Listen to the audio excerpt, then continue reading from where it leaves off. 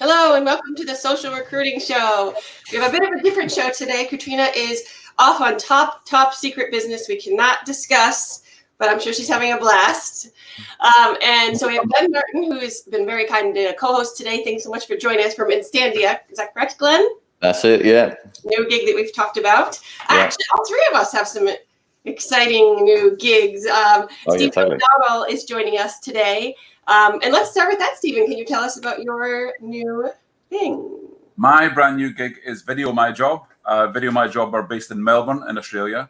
And bizarrely, VideoMyJob, well, I say bizarrely, they're doing the coolest thing, but the bizarre thing is that I only found out about VideoMyJob at the turn of last year.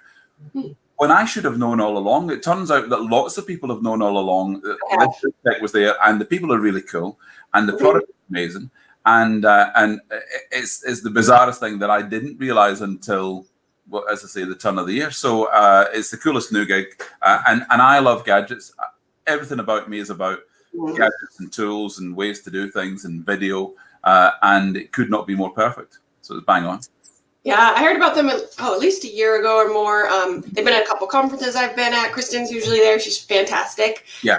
But I was blown away definitely with the product. And I always talk about video and how important it is. So for me, it was just a no-brainer. Really cool product. Well, I think the largest part of that is that Kristen spent a whole load of time, I think almost entirely last year in the States. Yeah. Being at all the events and so on and being very visible. And obviously they're very well known in Australia. But my job now is to roll out the company in UK and Europe. And obviously that's why it was quiet in UK and Europe, because there wasn't someone here to do that. So now I'm now in the time zone doing exactly that. Wow. So lots of travel? Well, there will be to an extent. Well, actually the biggest bit of travel was when speaking to Kristen about the job, she said, look, okay, you're the guy for us, but there is one thing. There is one thing I have to warn you. There's one thing. The big catch was, look, it's the middle of winter in Britain. You're going to have to come to Melbourne for a fortnight. And by the end of that call, I was halfway packed, and that was on the Friday, and I flew on the Monday. So it was all, you know, very quick. It was amazing. That sounds awesome. Sounds awesome. It was great. I went swimming with the dolphins. I stayed at a friend's beach house, and Melbourne was spectacular. Really cool place. So just as a kind of promo, Stephen, when and where are we going to be seeing you kind of talking about this fantastic proposition in the UK? What conferences and events are you going to? Well, I've been at a number of expos recently in London. We did Unleash, we did True London, and last week I did Reconverse. I will be appearing at the firm events. I will be doing more Reconverse events, and frankly, anywhere where there's an opening of an envelope, I'll be trying to make a noise about VideoMyJob. But it's no hard task, I have to say. It's sort of thing that I would be going on about anyway, so it kind of comes natural. How was Unleash? I saw you did some awesome videos with China and a bunch of the speakers. How was the event overall? I've heard great things. Unleash was great. I love the event. I love the format. It's always slightly different each year. The speakers, I think, this year were better than last year. China's an absolute darling. China is she's recruitment royalty. So China's always good, and she's a great interviewee. Often you find that recruiters, when you interview them, they clam up. They don't know what to say. They're not comfortable talking about themselves, unlike me. But China was absolutely perfect. And the event itself was really good. We had some amazing leads, some big brands who we demoed then, and we've subsequently followed up with. So we hope for some huge news in terms of tying up clients, big name clients, in the next few weeks. Right. And you already have quite a few big name clients, right? Even in the States, I think so.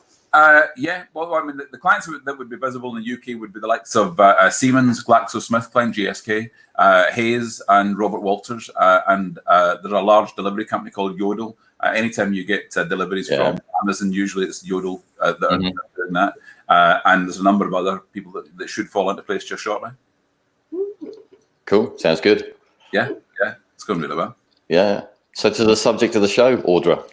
Yeah, video. You're in charge, Audra. It's your show. Yeah. Yes, I mean, so should we talk about jump into job descriptions? I mean, everybody knows they stink now. I don't think we even need to discuss how much they stink now with the text for days, right? Yeah, yeah. Well, so as an old recruiter, I remember back in the days when you would put lineage adverts in the local newspaper, and of course every line that you took cost more money. So the advert had to be very short because you couldn't spend all that money online. So a typical recruitment agent would put 5 or 6 lineage adverts a week that cost maybe £60 each. So you'd be spending, say, £360 a week on lineage adverts.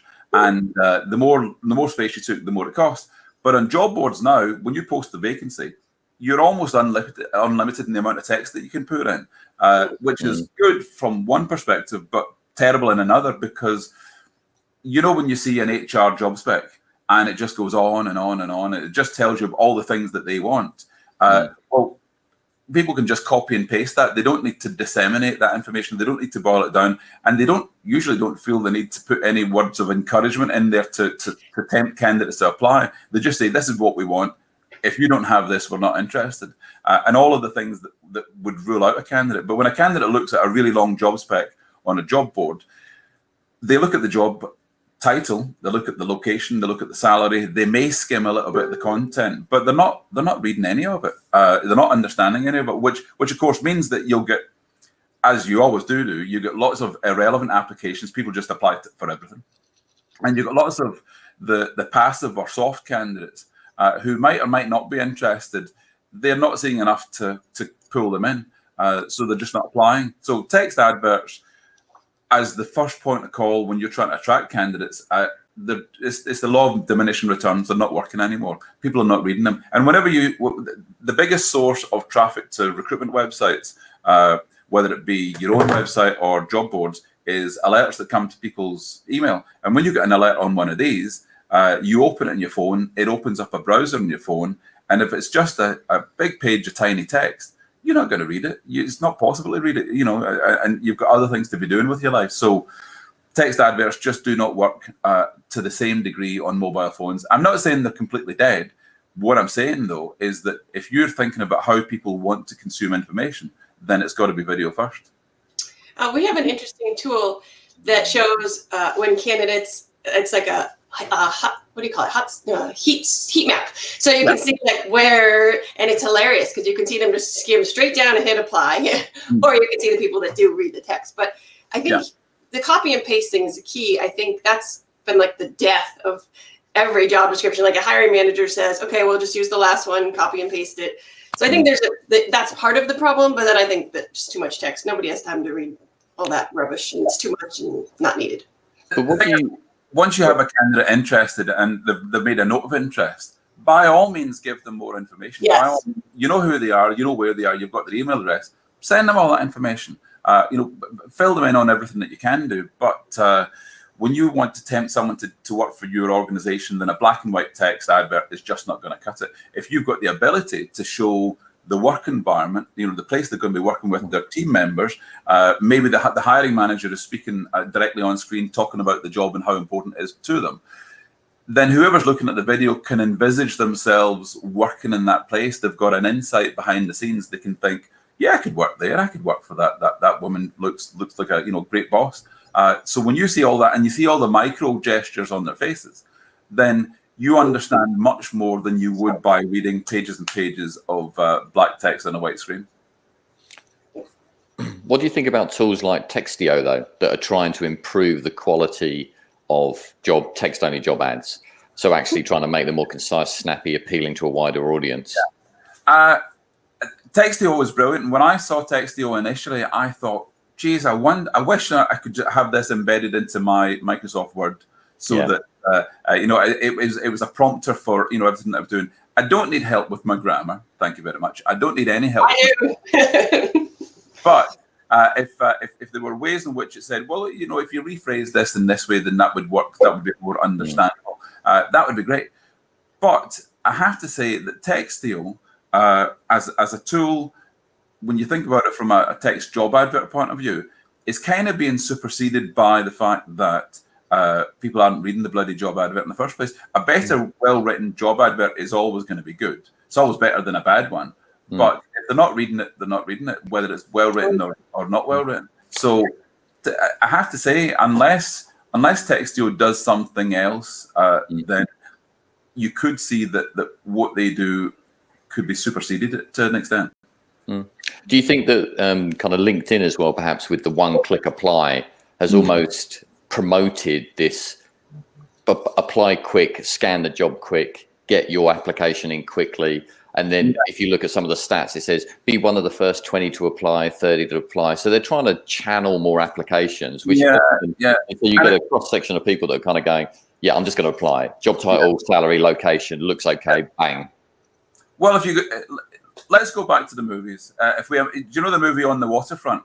And you had Marlon Brando and all the guys looking for a job. And so they get to the docks early in the morning, and the first one there got the job.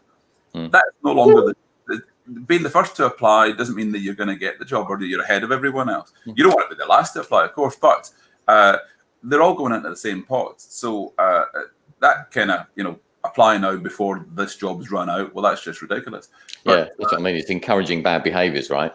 But the thing is if I had a mind to, I could apply for 400 jobs before lunch. It's easy to do, but and you can try and dissuade candidates as much as you can to do that. But the best way I've found to do exactly that is when you've got video, then candidates much more accurately self-select themselves for or not for that job. So irrelevant candidates or candidates who see that it's clearly not for them are less likely to apply, which obviously means that those who do are going to be, the caliber is going to be higher. But also the people who are passive candidates, soft candidates, who were thinking, maybe, maybe not, when they see the environment and the person and so on, then they're much more likely to apply than seeing a cold, dry, square HR job spec pasted into a job board. So Katrina always talks about, be human. That's Katrina's thing. So if I was going to have something and talk about it in this, I would say rehumanize the hiring process. And if you rehumanize the hiring process, it means putting people back into them. There was a period of maybe 10, 15 years where recruitment consultants stopped interviewing candidates face to face, and then they were able to do it again with Skype and Google Hangouts and so on. And that was rehumanizing the recruitment process. If you can do it on job adverts, then so much the better. Yeah. You made a good point too, that in the videos, they're all talking about the company and what you're going to get versus a lot of these text this is what we need. This is the requirements. This is what it's all about, what we need. In the videos, it sounds like you're sharing more about what you'll get. Well, let's face it, candidates, when they're looking at any advert for a job, then they're thinking, what's in it for me? Why should I apply? There will be some who will apply to everything, but put them to one side. Why should I bother applying? And if you actively encourage them and say, look, we want you. This is the sort of thing that we do. This is the work that you'd be doing. These are the people that you'd be working with. This is the environment you'd be working in. We think you would be a great fit here. These are examples of the people who work here. And if you're like us, if you're this kind of person, we really want to keep doing it. So actively encouraging people to apply from a human point of view is much better than saying we have a pool table and a foosball and bean bags. Let them know that they'll be welcome to come and work here and they'll fit in. Let them know that it's a place that they could go easily without having a big hiccup in their career, having to get used to fitting into a new environment.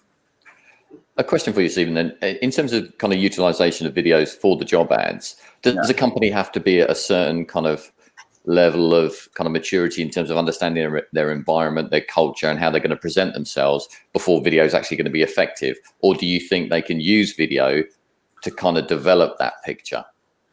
Well, so people often talk about company culture. What you want to do is get your company culture, this, that, and the other.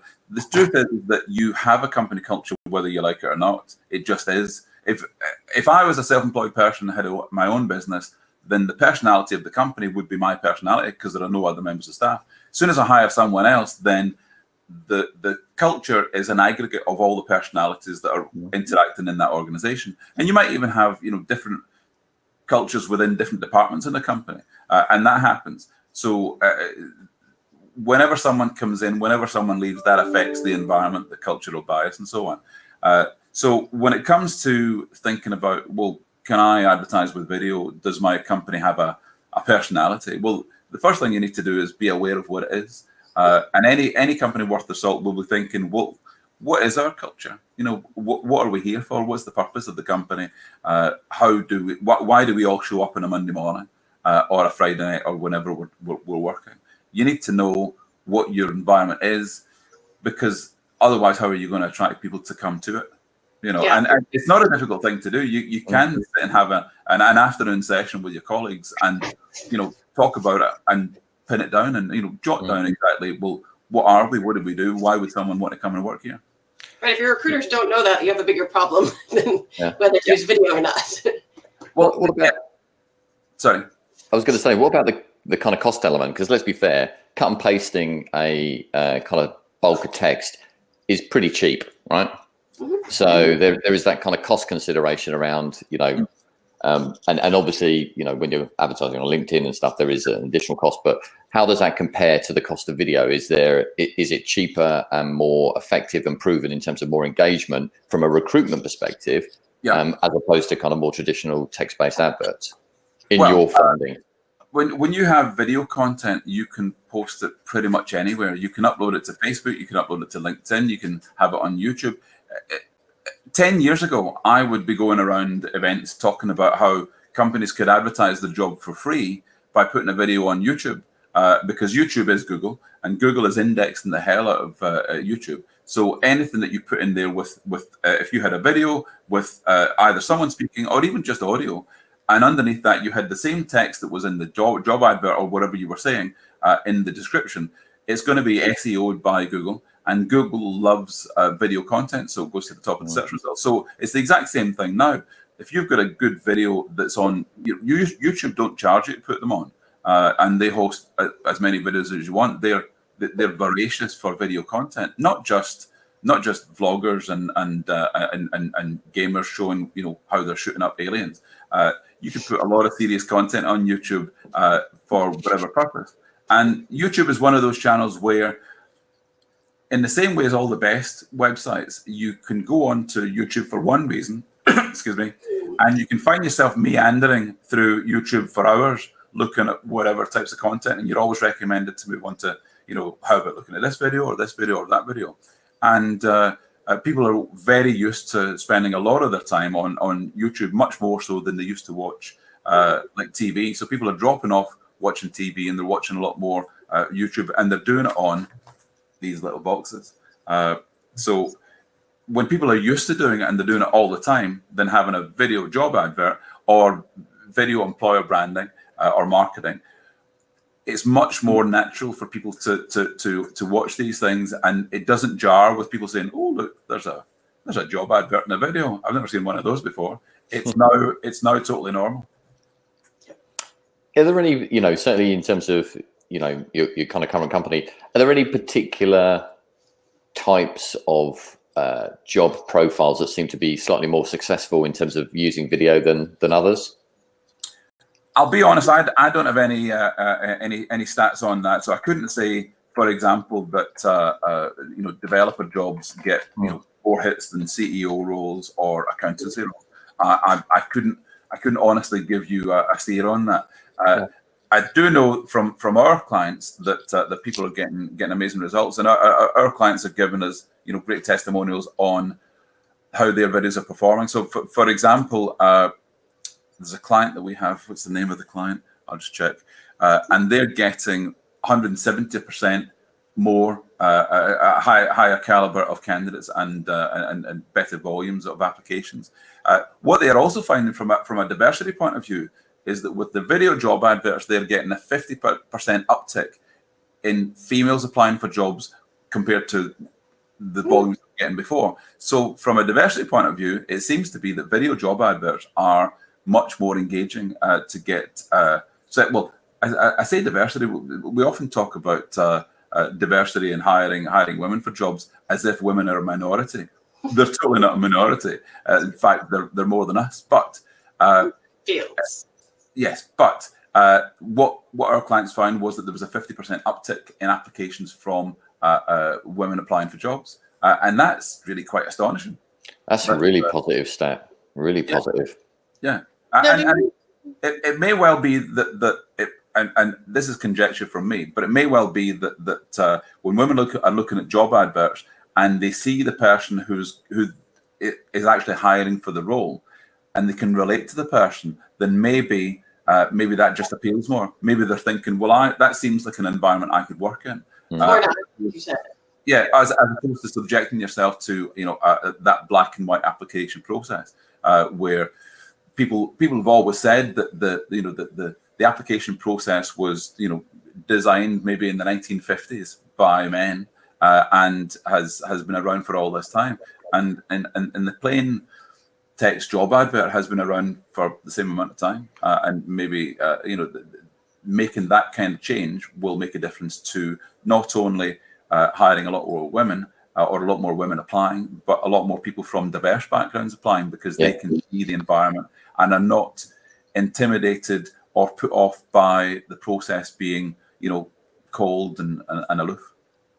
Yeah, definitely. I mean, that links quite neatly into a kind of stat around, obviously, the application rates for text-based job ads. So it's something like, if a female meets over 60% of the criteria for a job ad, she'll apply.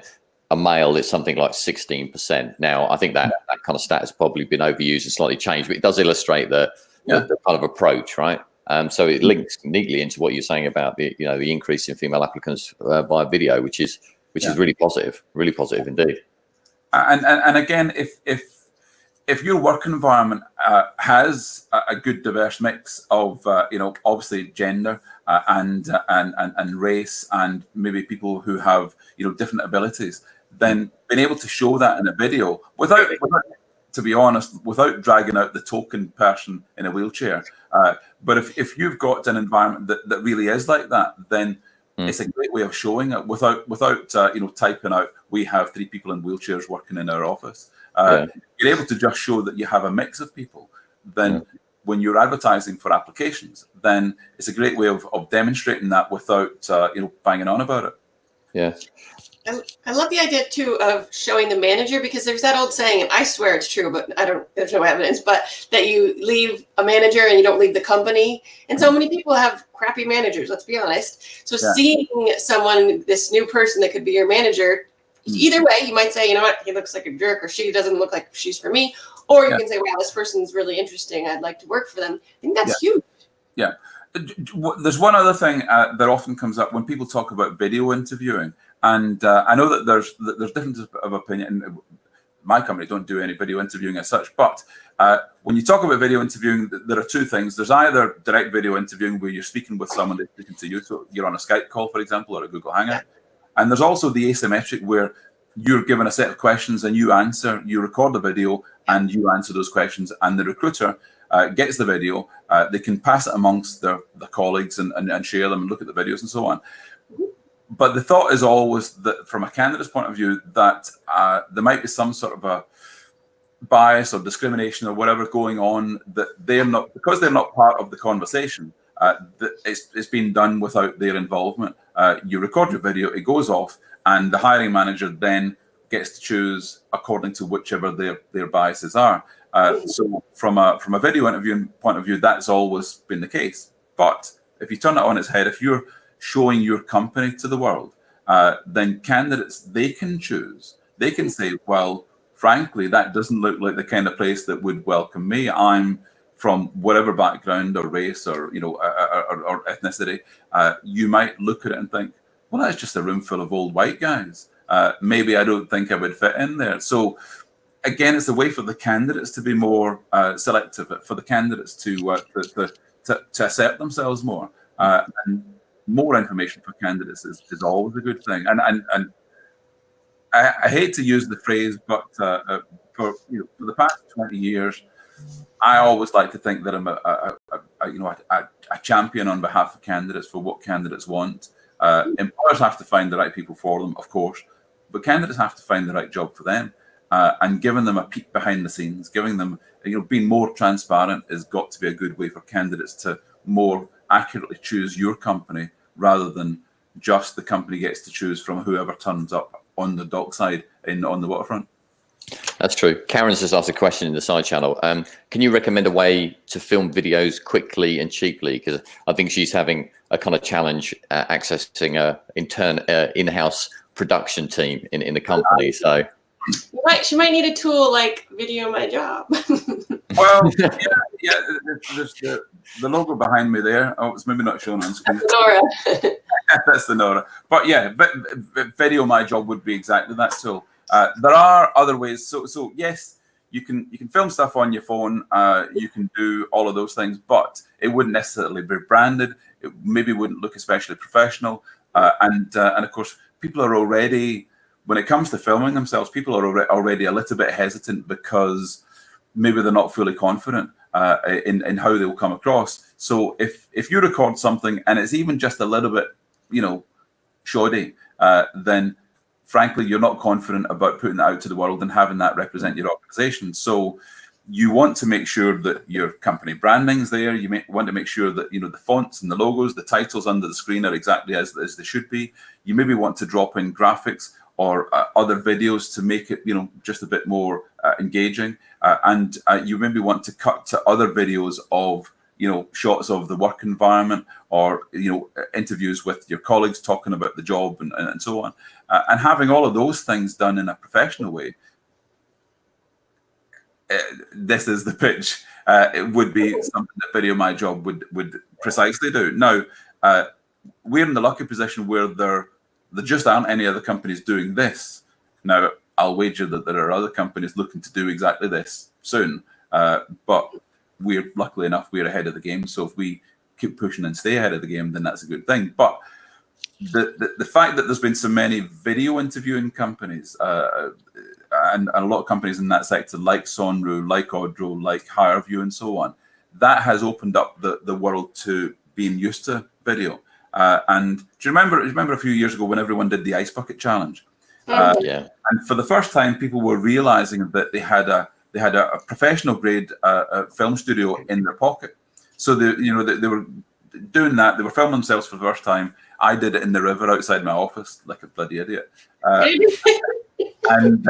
But you then realize that you can do that and you can post it online. And with people going on Facebook Live now, people are much more accustomed to having their own face on screen, and they're not shy of that. And there are lots of little tools that you can buy that really don't cost much. That can make the quality of what you're putting out much better. If you're doing things on your PC, then having a really nice webcam.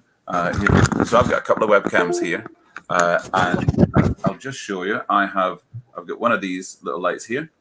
I've got a nice microphone up here, and I've got another big light here. So all of these things can help to make sure that on screen you look as less bad as you thought you were going to look. There are other gadgets and gizmos that you can get that help things along, so you can be much more confident with what you're doing. I'm going to show you. I got a gadget just the other week, which is this thing here. Oh. So this gimbal I bought online, and effectively you can put your phone in this, and it's like a Steadicam. So you could be going around filming. There's also it can track your face, so you can, in the same way as drones do, it can track you as you walk around the room, so it'll follow you.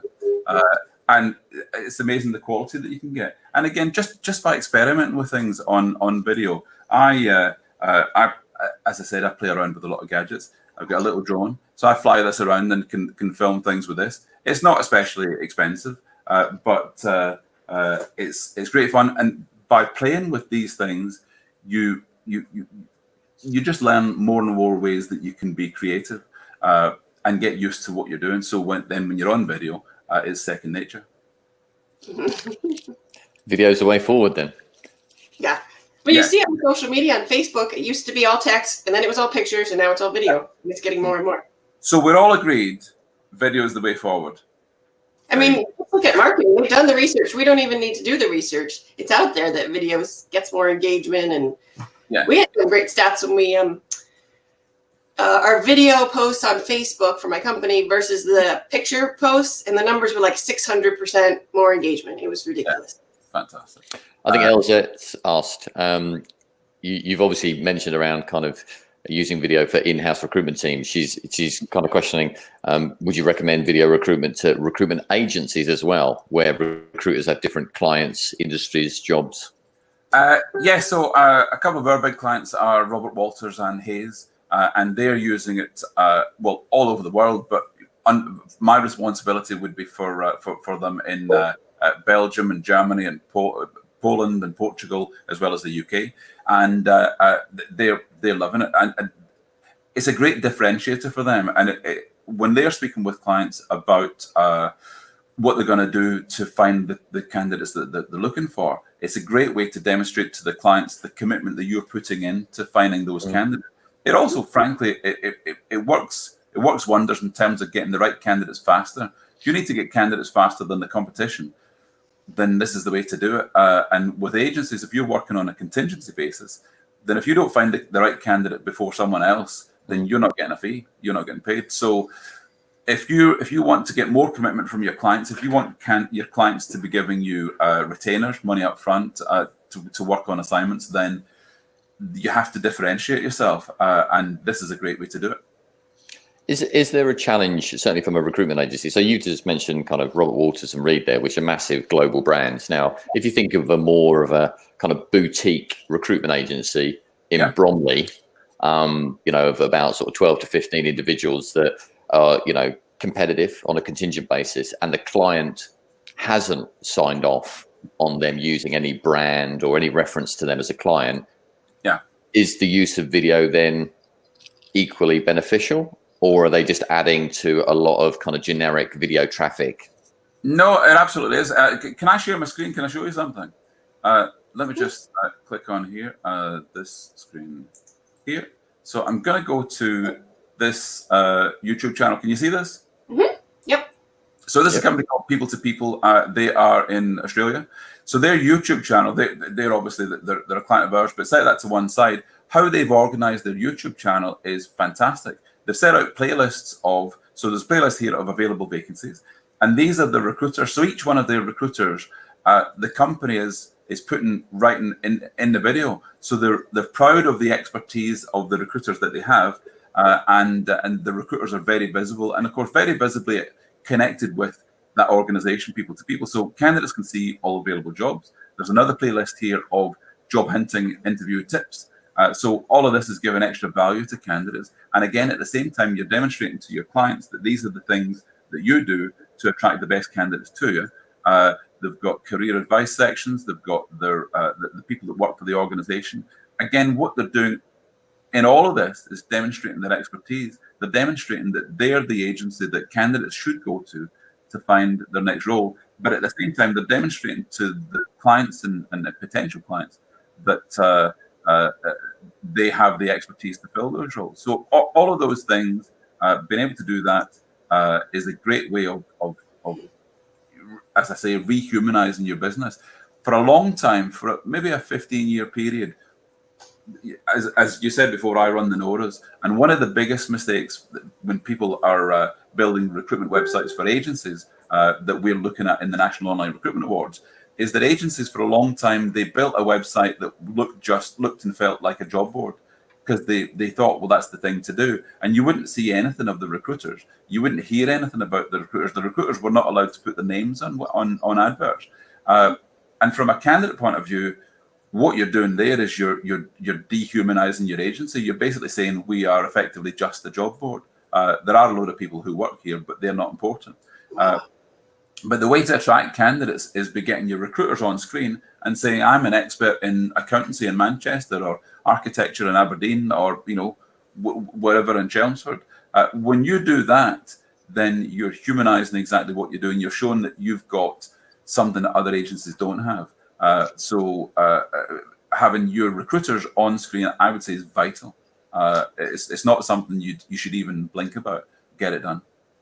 And Stephen, I want to say for people that watch this as a podcast later, that the branding was really impressive. And that's one struggle for recruiters internally, that If you do a video, we have a creative team that's very strict, you know, and they want to make sure things look right or the logo's right. So that's awesome that you could easily do that on your phone for a recruiter, that make that look nicely branded, because those were beautiful.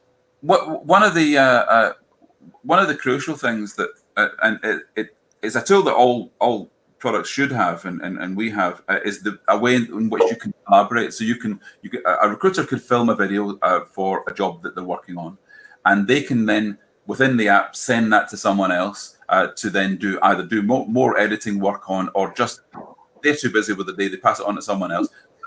And we're also finding that we've got clients worldwide, so where they might have a hiring manager in Brazil who records a video. They might then send it to someone in Hong Kong, who then sends it to someone in London, and that's all done via the app through our servers. And I know this sounds like a sales pitch, but that's the sort of tool that makes everything easier. If you're resorting to downloading things and putting things on memory sticks and opening to edit files in Camtasia or Premiere Pro, frankly, recruiters, they don't have the time or the inclination to do any of that. And neither should they. It should be easy. They should be doing things that get them to the candidate faster. As a recruiter, I want to speak to as many candidates and clients as I can through the day. I want to know the candidates and clients intimately. If I'm doing anything that distracts me from that, then it slows me down from hitting targets. And, you know, I'm a busy guy. I've got a job to do. Sorry, Audra, go on.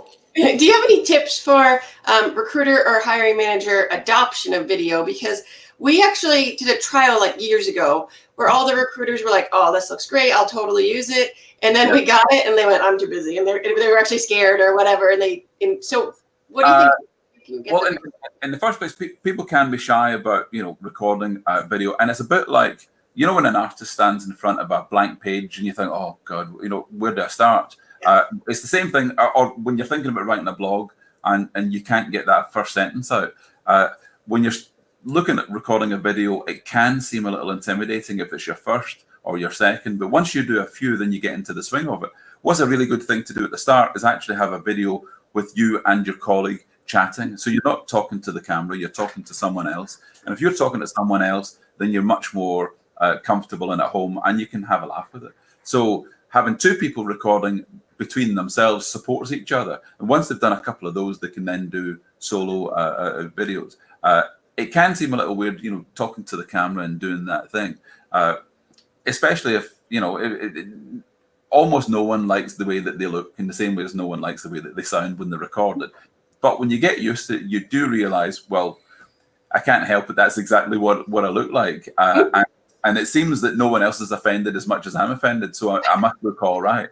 So you kind of just need to go over that hump. But in teams, it's really good for people to be supporting each other. It's really good for managers to, you know, give them tasks, small tasks, easy tasks. Right, I want you to record a 30-second interview or a 30-second to camera that you're going to put on your LinkedIn profile. So if you've got a 30-second talk and you say, well, I'm Stephen O'Donnell, I've been working in recruitment for 32 years, blah, blah, blah, blah, blah. And it's recorded and you put it on your LinkedIn profile. Well, that's great. You can also have that 30-second video on your email signature. So whenever you send an email, everyone straight away can see who you are, not just in print, but you can see you explaining who you are. And you're how do you do that though? Like a link or a picture that looks like it plays and you click it, or what's the trick? What in an email? Yeah. Well, we actually have. Sorry, I keep doing this. We have a Chrome extension where in any email that you send out, you can click on that, and it puts a magic link of the thumbnail and the video into the. Nice. That's cool. But in your in any if you've got Microsoft Outlook, you can make an auto signature where you've got the video embedded there, or even just a link to it. You know, you don't have to put it in there, but you can have a little image, and when you click on the image, it opens in YouTube. You know, that's as easy as pie. And having that in your auto signature basically tells everyone who you are. And you're not just, you know, a name on a page. That's interesting. So, I mean, we're talking about a lot of tools and platforms, and certainly utilizing video to empower, let's be fair, the client or the employer. Yeah. What about the flip of some of the platforms that are coming through now to help individuals create sort of video CVs? Do you see value in that? Good question.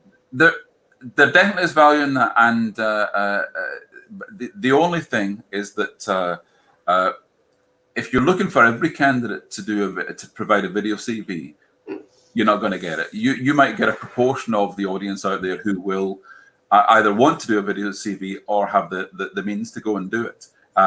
So if you say, right, well, anyone who doesn't send a video CV, we're not going to interview them, then you're cutting off, you know, a chunk of the audience, the potential candidates. It's great to do. It's great to get that insight. It's great to give candidates the tool by which they can record a video that they talk to them. I would encourage as much as possible, and it's not always possible, and it's not always the most ideal thing, but if you can have a face-to-face, you know, Skype call or a Google Hangout with a candidate, then do that.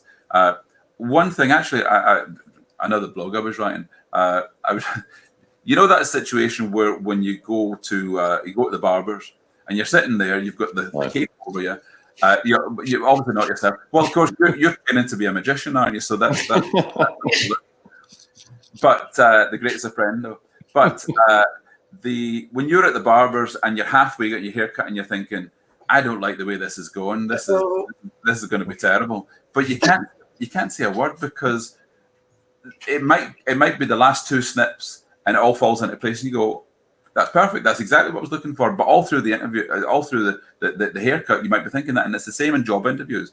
Whenever employers whenever I've been interviewing someone, in the first 5 minutes, you might think this person is terrible. They're an awful match for this job. They'll never be any good. But by the last couple of minutes, sometimes they say something, very often actually, that reveals themselves to be perfect for the job. And when you have a recorded video interview of someone, then you tend to go on the first 5 minutes, you don't like them, you just stop the video. You don't watch the end, you don't watch to the end. So you don't get the kicker where they bring something in that would have been, you know, hands down a winner for them for that job. So when you have recorded interviews, it's very often the case that people just don't watch to the end. And if you've got a recorded CV, then that can be the case as well.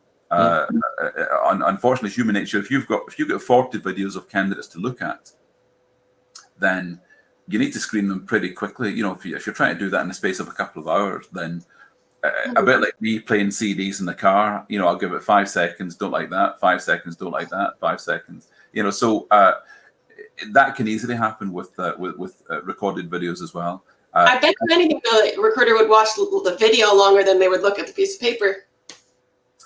Yeah, no, that's a fair case. But recruiters are the first thing that a recruiter learns is how to skim a CV very quickly. Yeah. So you'll run through a CV in, you know, almost in the blink of an eye. You're looking for, you know, keywords, locations, salaries, breaks in service, and so on and so on.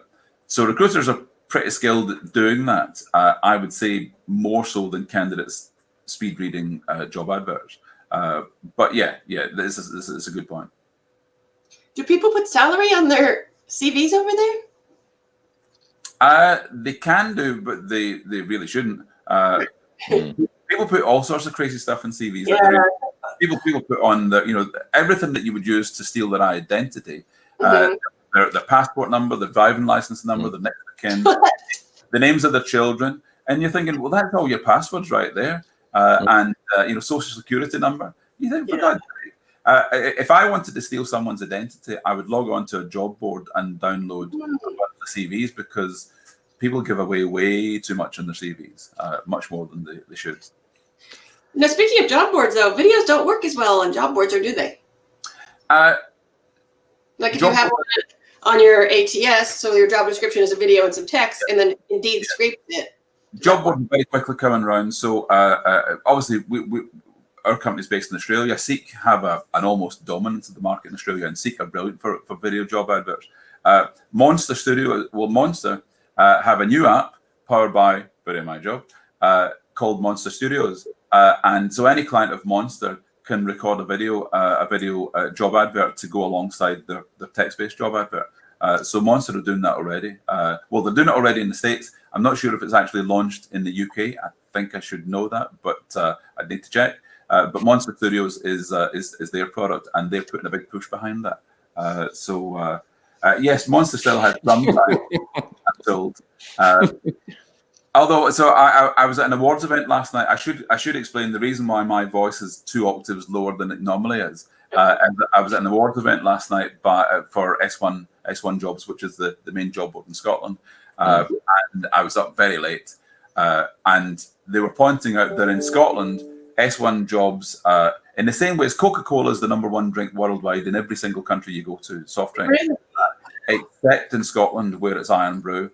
And it's the same for job boards. Indeed, is the #1 job board everywhere in the world except Scotland, where it's S1 Jobs.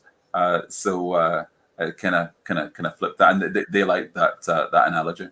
I'm hoping Iron Brew is a beer, but I'm guessing it's not. No. It's kind of like liquid chewing gum. Ooh, yum. It's very popular. It is good. It will rot your teeth. Yeah, the formula. Is it like Lucozade? Is that right in England? It looks like Lucozade. It looks like Lucozade. That's disgusting. Yeah, Lucozade is well, the original Lucozade is terrible, but orange Lucozade is quite nice. But wasn't there like a massive kind of uproar because they changed the kind of ingredients of Iron Brew, and people were storing the original kind of the original recipe of so many cans of the original recipe because they got the sugar content or something, didn't they? Yeah, the only change was they dropped the sugar content because the sugar content was something like for every can of Iron Brew there were, I don't know, 172 spoons of sugar. It was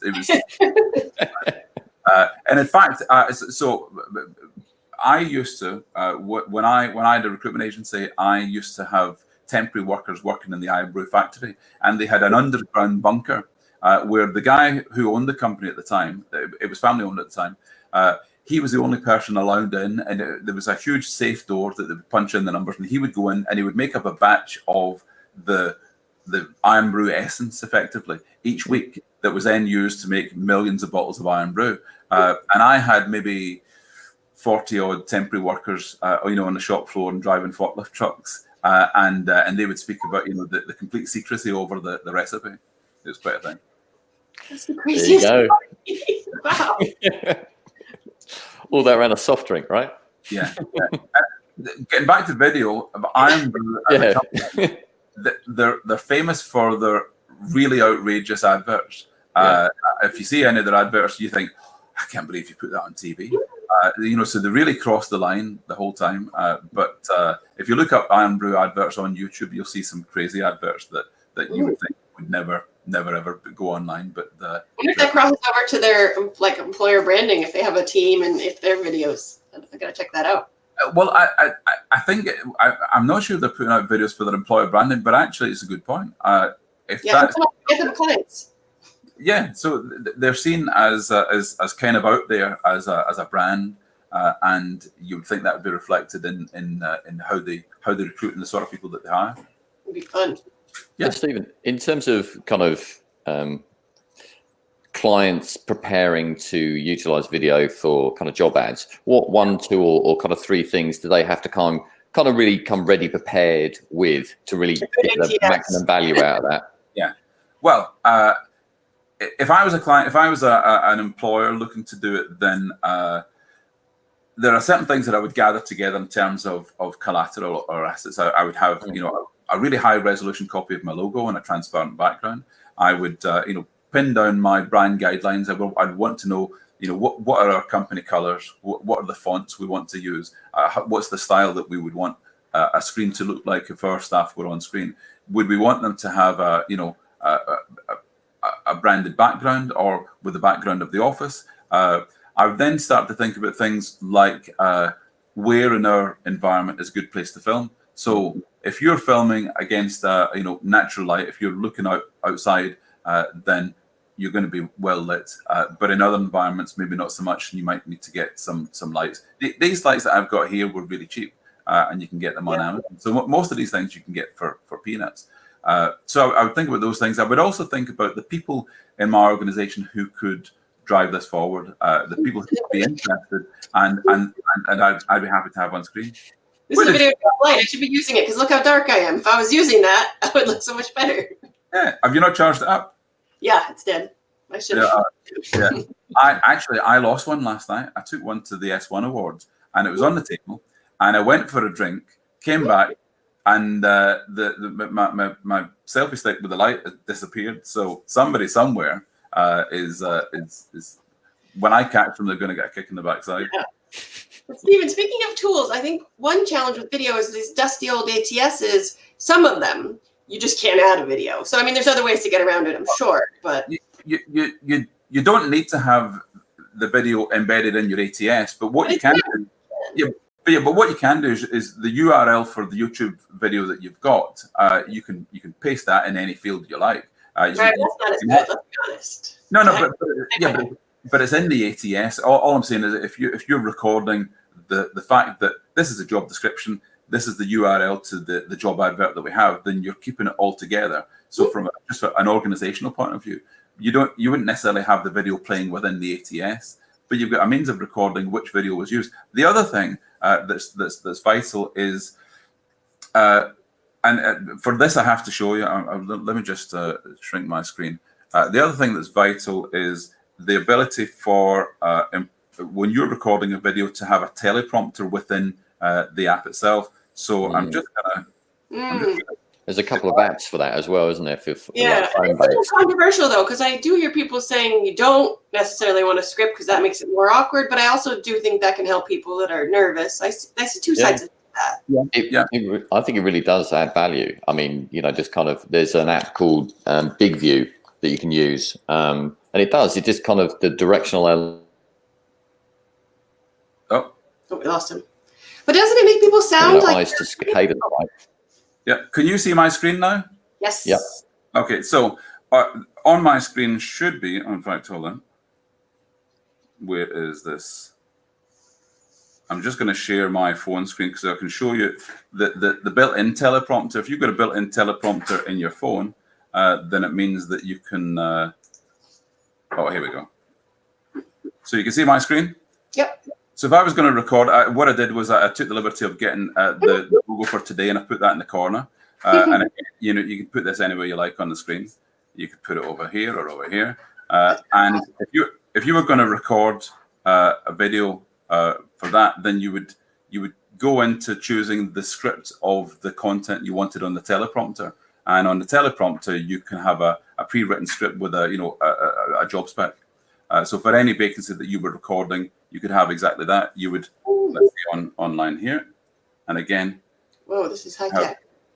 So this would be scrolling while you were recording and you can set the teleprompter to go faster or slower according to how fast you read. You can increase the font size, and again, what that means is that when you're looking at the text, you're also looking at the person who's watching the video, and if you're watching the person who's watching the video, you're engaged with them.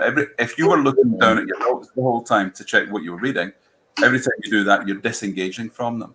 And on screen, that silhouette is basically to make sure that I'm in the right light and the right distance from the screen, and the app is optimized to make sure that the lighting is correct where you're in there. And if I was recording this, then I would put it in my little tripod, or I'd put it on. I've got a clip on my screen here. So if you wanted to record that, then you just go straight into that and off you go. I agree with that, Stephen. I saw a webinar once that was done by video, but she kept looking down to check her notes, and it just felt painful. Yeah, and from a compliance point of view, most big companies, there are certain things that you must say in a video. In the same way as if you're advertising, if you ever hear adverts for healthcare products in the States, they have to say may also cause injury and death, and all of the things that might happen to you. So in the same way as you have to include those, if you're recording a video for this purpose, then there might be some things that, from a brand perspective, must be said. And if you try to remember it, guaranteed you're going to forget. If you've got it on the script, then it's all right there, and it's much more natural. You can still extemporize. You can still talk around the subjects. You might just have bullet points, but it means that when you're looking at the person who's watching the video, then you're burning right into their eyes. But they're much more engaged. They know what you're about, and they're reading you as a person, rather than you just doing this in some sort of a robotized way. Robotic.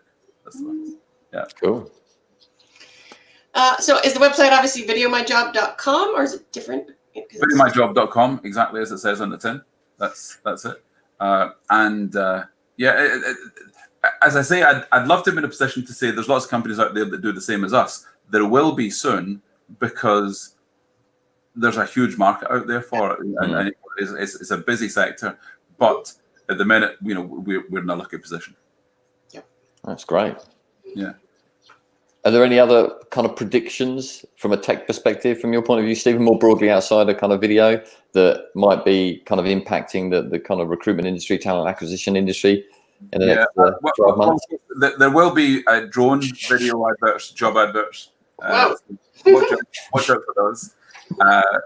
In terms of tech coming down the tube, so I did do a lot of work last year with a Pocket Recruiter. And obviously, I think everyone knows about Pocket Recruiter now. So from an AI perspective, a lot is talked about what works and what doesn't work. And sometimes it's a complex thing to describe. But if you can simplify it and make it, it sounds terrible to say make it idiot-proof, but if you can make it easy to use for recruiters and fit it in with the process, then there's a lot of technology that's about to drop out there. So long as you make it simple and easy to use and doesn't get in the way of them making placements. Because, end of the day, every recruiter's got a target to hit. And if you're not putting the best bums on seats, you're not going to keep the job yourself. Yeah, kind of making it more accessible for people to use, right? Yeah, absolutely. Cool. It's just too easy to have too many different tech stacks, and then the recruiters have to go over here and then over here and over here, and they just fall. So what we've seen in the past, certainly in the past 10 years, with people all talking about hacks for this and hacks for that, and effectively what they're saying is there a shortcut? Is there a way around? Is there a workaround? How can I do this thing better than I did it before? And whenever you put tech in front of a recruiter, if they can't use it immediately, they will work around it. They'll put it to one side. If in order to satisfy the requirements of an ATS, they need to fill in this form and that form and upload that file and do this and so on, then if it gets in their way, they'll just stop using it. They'll go back to spreadsheets. They'll go back to anything other than the thing that's just too difficult to use. So you need to give them immediate returns on it. And whenever you're using any kind of tech, you need an early win. You need to identify that something happened to make a placement that was as a result of that bit of tech that you were using, and you need to be surprised. In the same way, I always, when I go to jobs, I go to TK Maxx a lot, and what that means is that when I see discounts on things, unless something is half price, I'm not interested. Who pays retail anymore? And if something's 20% off, well, that's not any kind of bargain to me. So when you're looking at tech, it can't be just from my perspective, it can't be just an incremental gain. You're going to be 5% better. If it's going to, because I know that along with that 5% gain, there'll be a lot of other headaches than just implementing the thing. So I need to be shocked and surprised at how cool a bit of tech is before I'm going to invest a lot of time and effort into making it work for me, because execution is everything. And unless you commit to something absolutely, then you're not going to execute it at all. Yeah. That's the key point, isn't it? Time. That's the key thing for any kind of corporate recruiter. Time. If you can give me back time and allow me to do my job quicker, identify individuals quicker, that's going to be the real kind of big win immediately. Not to kind of, get them filling more data points in. Yeah. It's often the case when companies are selling a bit of tech to recruiters, they say, well, if you just invest 1 week in learning how to use this, it will save you, 2 weeks work every week for the rest of your career. But they say, I'm so busy, I can't invest a week. I need to just keep doing what I'm doing and being frazzled on a Friday night because I'm overworked and under-resourced. I don't have time to think about something that will save me time. Yeah, that's too cool. Yeah, that's cool. Speaking of time, I do need to call it because I need to hop on another meeting. We could totally have the show for another hour easily. But thank you so much, Stephen. I really appreciate it, and this is my favorite topic. It's great. Thanks to everyone who joined, and I'm sorry if I banged on too much. It's been really cool speaking to you. It's a great call. sure. I definitely, you know, I'm proud of it. So VideoMyJob, check it out for sure. Thank you. Cool. Thanks, everyone. Awesome. Well, thank you, Glenn. Take care now. Bye. Bye-bye. And I look forward to being back next week. Well, I look forward to seeing Katrina and Audra back next week. Thank you then.